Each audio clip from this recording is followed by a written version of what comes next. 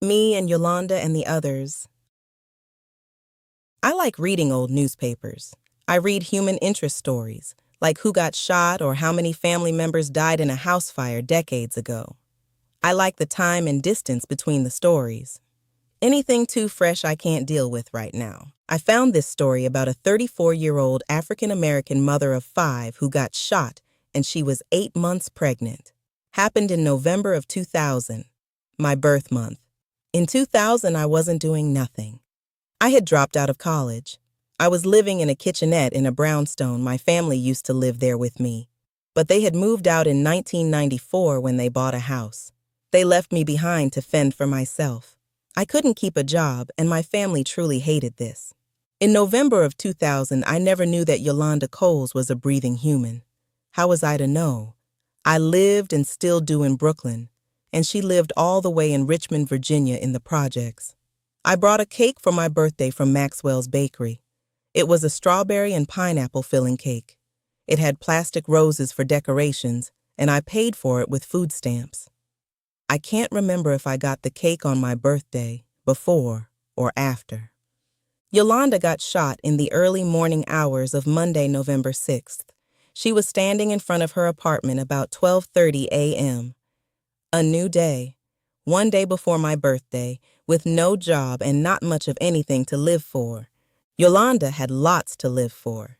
She had 3 daughters and a son, plus the baby she was carrying. Doctors couldn't save her, but her baby daughter was saved. Her death notice said she was a beautician.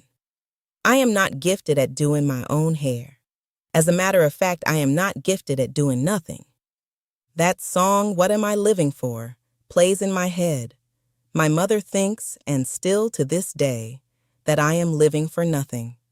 Why can't I be productive, she tells me.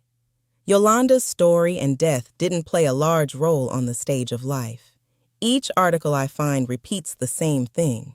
She was shot. Her family is devastated and is quoted by victims' advocate Alicia Raisin. We don't hear the words of sorrow and anger coming directly from the mouths of Yolanda's family. How am I supposed to trust this Ms. Raisin woman? Yolanda don't belong to me, but I want to claim her. I want to become one of the daughters that she has left behind. I want to become Yolanda. My mother once told me that if I should die before her, that she would shed a simple little tear. And that would be the end of that.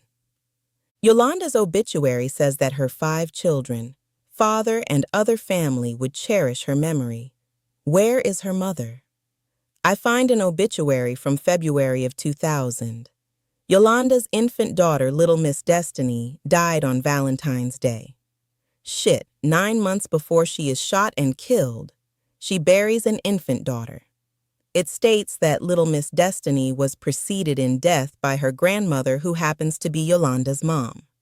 Why isn't Yolanda's story being told?